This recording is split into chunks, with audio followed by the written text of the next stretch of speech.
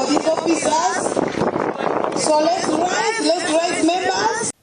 Vice President Jessica Arupo nagirangu abashomesa tubashebere kufa akushomesa omwana omukibiina honka oyihireho okutendeka omwana okurugamu omuntu w'obujunanizibwa omwihanga nukwe emize mibi okukyendera.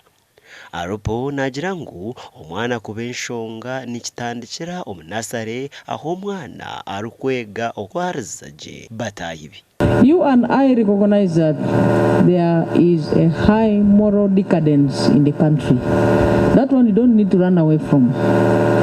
My second advice and request to you is to help shape the morals of our young ones from nursery, primary, secondary.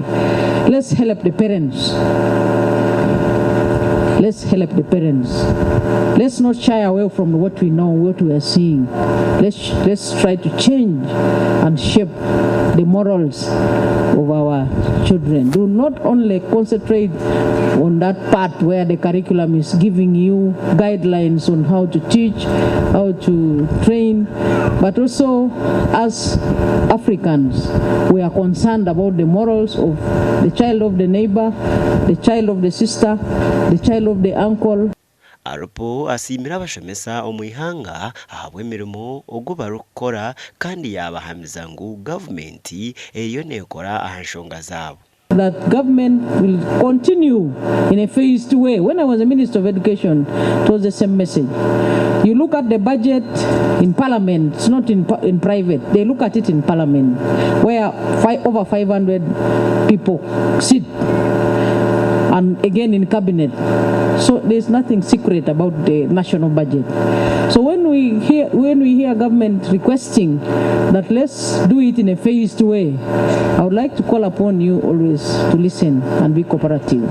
Kandi wenganzi yihanga Robina Nabanja obwari kugambaho n'abashomesa ayerekire okukwatwaho n'obukurabe kuringu gavumenti etira amani mingi omukushomesa okukora kurungi kwabeegi kugumire ahansi kandi nukwe okushaba abari kukwatwaho okutaho oburyo bwona nukwe omutindo gukeyongera. Tubeeko kye tukola ku system ya education naddala mu ggwanga lyonna tutandikidde Kakumiro naye tugenda mu ggwanga lyonna okwetooloola nga naye twetegereza biki ebiremeseza abasomesa okusomesa, biki ebiremeseza abaana baffe okusoma, ate ddala biki bituyinza okukola kulaba nga tutumbula ebyenjigiriza mu Uganda yonna naye tutandikidde Kakumiro kubanga nange mbaddeko wano.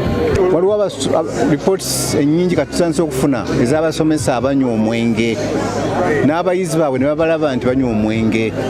Ekyo profession yaffe ey'obusomesa tekikkirizibwa. Mu basomesa abeefudde waddanga mu kunywa omwenge mumanye nti omukono gw'amateeka gunaatera okujja okubakwatako. Njagala muddemu mwetegereze Teachers Code of Conduct kyegamba beewola sente ne bajjayo 50% mu banka, ate kakaadi ne appointment letter ne bagiwaani manerenda. Kakati ne baba nga tebajja mu ssomero bagenda kuvuga boda bwe beebuzaabuza manerenda ayagala banoonya ne bagenda okukola emirimu emirala okugenda mu masomero ga private. Amasomero ga private mwana wattu gayimiddewo ku basomesa ba gavumenti.